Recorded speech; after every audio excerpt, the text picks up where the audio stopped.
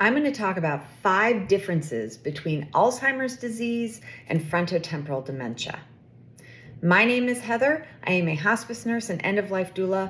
So first, let's define dementia. Dementia is not a disease. It is actually a general term that describes multiple diseases or conditions that lead to decline in the brain. Those include Alzheimer's disease, frontotemporal dementia, Lewy body dementia, vascular dementia, and others. Some of the symptoms can include severe memory loss, behavioral changes, personality changes, and even movement changes. It affects daily life and is progressive. So let's talk about the differences between Alzheimer's disease and frontotemporal dementia.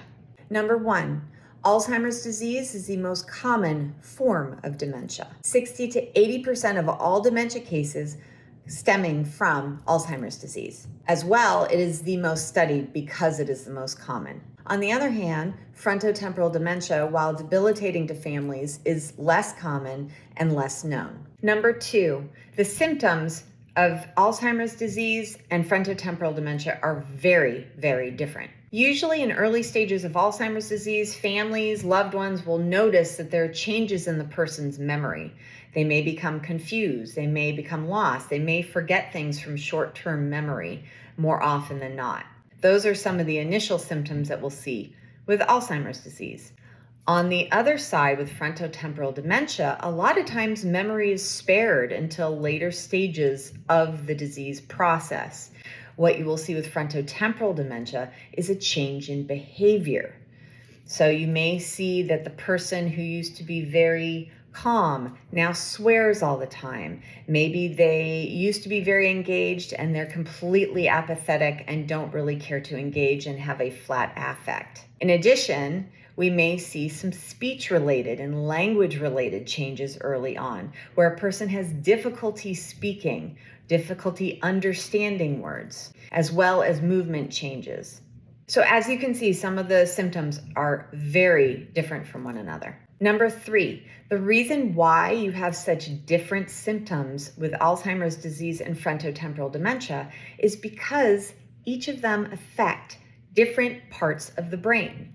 So with Alzheimer's disease, we see it actually involves almost the entire brain, if not all of the brain, and progressively it destroys the brain cells across the entire brain. On the other hand, with frontotemporal dementia, it affects the frontal and temporal lobes of the brain, which will impact personality and behavior, language, and movement more often. Number 4, frontotemporal dementia actually affects people at a much younger age generally than Alzheimer's disease. With Alzheimer's disease, we'll see people getting diagnosed or start to see the memory changes, usually in their 60s to 70s.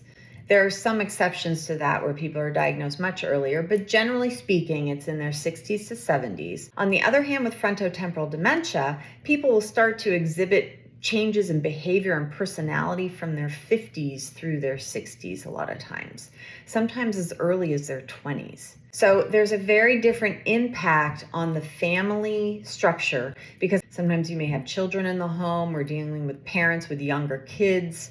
So the effects are different between the two. Number 5, frontotemporal dementia is the most common form of dementia to affect people under the age of 60.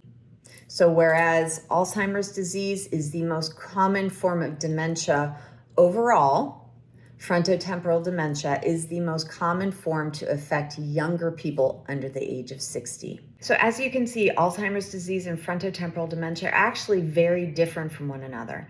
But all forms of dementia are so challenging and difficult for families. So for more information about Alzheimer's disease, you can get in touch with the Alzheimer's Association. And for more information about frontotemporal dementia, please get in touch with the Association for Frontotemporal Degeneration. And don't forget to click the subscribe button for more information on dementia, hospice, end-of-life care, as well as self-care tips for all of you amazing caregivers out there. Thank you for everything you do.